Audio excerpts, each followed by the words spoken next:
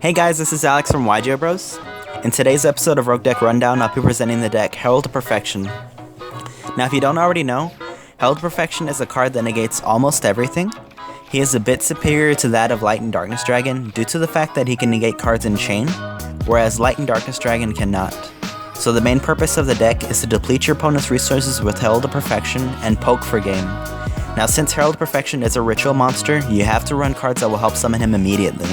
As you can see, Lavalval Chain is a great utility card that allows me to send the ritual spell card to the grave and retrieve it with preparation of rites for a quick ritual summon.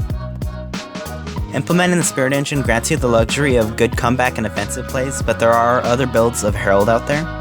One, for example, is a build that includes the Agents, which helps you set up offensive plays with their boss monster, Master Hyperion. It is great in its own right, but since the Agents are a fairly inconsistent deck on their own, combining it with Herald of Perfection just adds to the inconsistency that is already prevalent in this deck, which you will see later.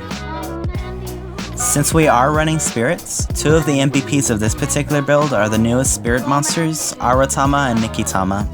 Aratama allows you to search for any spirit monster, and since all the spirits I'm currently running are fairies, they can be used as negation fodder for Herald of Perfection. Now Nikitama allows you to normal summon a spirit monster once more, and since his effect sets up a condition just like Evil Stormcaster, he can't be negated by Veiler or Phoenix Chain, and thus allows you to summon quick rank 4 XYZ monsters. You like how I stole his boss monster? At this point, with Honest in hand, the game is pretty much over. Now in some situations, you're not always going to have the greatest setup, but that's okay. Simply stall until you have the necessary cards to summon Herald of Perfection. Getting him to the field as soon as possible is crucial, and quite frankly, if you don't, you're pretty much set up to lose.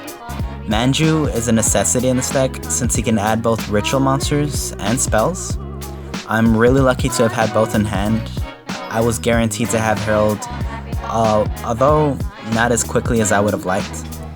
You can argue that Herald is a degenerate card since he basically does not allow your opponent to play Yu-Gi-Oh! But getting him on board is not always the fastest nor easiest thing to do. However, once he is on the field, I can maintain control by negating my opponent's card effects one by one and solidifying my victory. I net decked this particular build from Alinthio, but with a few minor changes.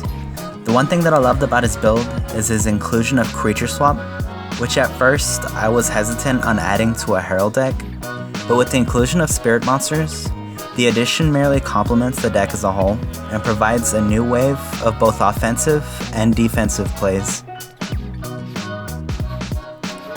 Now if there is one thing that spirits are good at, it's ruining your opponent's day. Spirits have this clause where they must return to your hand at the end of the turn. By implementing the spirits, you can use this condition to your advantage and implement Creature Swap. Simply swap your spirit for an opponent's monster and then retrieve your spirit monster at the end of the turn, which is essentially taking your opponent's monster for free. So during the battle phase, I simply have to destroy his face down monster, proceed to the main phase 2, play Creature Swap, swap my spirit for his boss monster, and it is all mine for the taking. Another key monster in this build includes a monster called Tethys, which allows you to draw an additional card so long as you draw a fairy and reveal it. You want to abuse Tethys as much as possible, so you have to keep her alive long enough to do so. So long as you have Tethys and Herald on board, you should be in a decent enough position to overwhelm your opponent by drawing enough negation fodder to just negate all of his plays. Now I added Maxis to this build to add to the Tethys effect abuse. My opponent makes the mistake of allowing me to summon an additional Tethys. So now that I have double Tethys on board, I'm free to abuse her effect for as long as I'm willing to allow her to do so, which is quite a bit.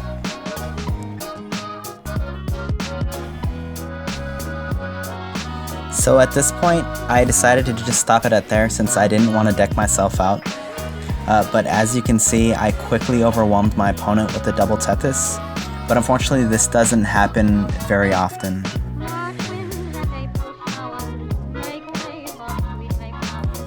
Now moving on to the pros and cons. As I stated before, the deck is fairly inconsistent due to the mechanic of summoning ritual monsters. But luckily, in this duel, I opened the nuts with a Herald and Tethys on board. As you saw before in the previous duel, if you can manage to keep her on board, the payoff will be glorious and you'll be drawing for centuries. Creature Swap also shows its chops in this duel against Bujins. Yamato is going to be in my possession and my opponent isn't going to get him back anytime soon. Now with Tethys on board, I happened to achieve the same results with just the one, but unfortunately I just couldn't hold all of these cards.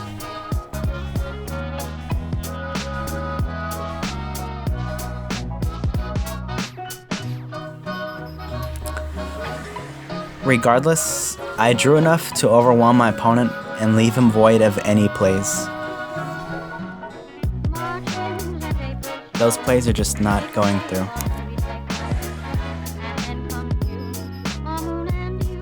Another great combo this deck is capable of includes Nikitama, any level 4 spirit monster, and a Transmodify, which sets you up for a deliciously goofy draw loop.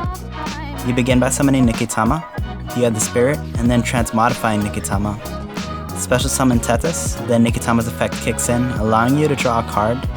Then Tethys jumps in, allows you to draw multiple cards so long as you draw only fairies. And unfortunately the loop ended with Royal Decree. Now Solemn Warning or any other trap here or there can absolutely destroy your plans and leave you crying in a fetal position, which is what happened here for a brief moment. So this is why Royal Decree is in the deck. Shutting down those traps leaves you with only monsters and spells to worry about. Now Herald of Perfection is a very powerful monster, but he is by no means invincible. As you will see, my opponent does manage to destroy him with his Archfiend, but thanks in a large part to my Laval chain and my Spirit Engine, I was able to bounce back by adding a Nikitama to the top of the deck, and then stealing my opponent's Archfiend monster with 101, and regaining control of the game. Now Royal Decree also played a large part in this game, being that it shut down all of my opponent's traps. They were all dead in his hand and he actually couldn't really do much with them. Now you may be asking yourself, this deck has all the draw power, all of the negation. This deck is simply perfect, wouldn't you say? Not necessarily, and far from it. This deck is wonderful once it goes off, but it is very, very fragile. While all these cards in theory are wonderful game 1, not all of them can save you going into game 2. Your opponent is going to side heavily to wreck your day, and a lot of the combo pieces in your deck run in tandem together. There is a lot of reliance on getting your Herald on board quickly, and your opponent is simply not going to have that. The need to have certain cards in hand and deck to fulfill the requirements of the Ritual Summon are not very easily fulfilled. Sadly, that is the nature of the beast that is Ritual Monsters. Keeping that in mind, I cannot see this deck running in the competitive scene anytime soon, and it may just remain one of those fun, trolley type decks to annoy your friends with. Perhaps with the inclusion of further ritual support come Duelist Advent, we may be able to make this deck a contender, but until then, we're just going to have to sit and wait.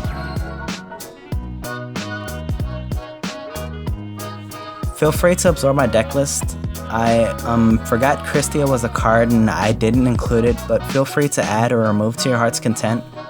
If you enjoyed the video, feel free to like, comment, and subscribe for more YGOTube content. Until next time, bye.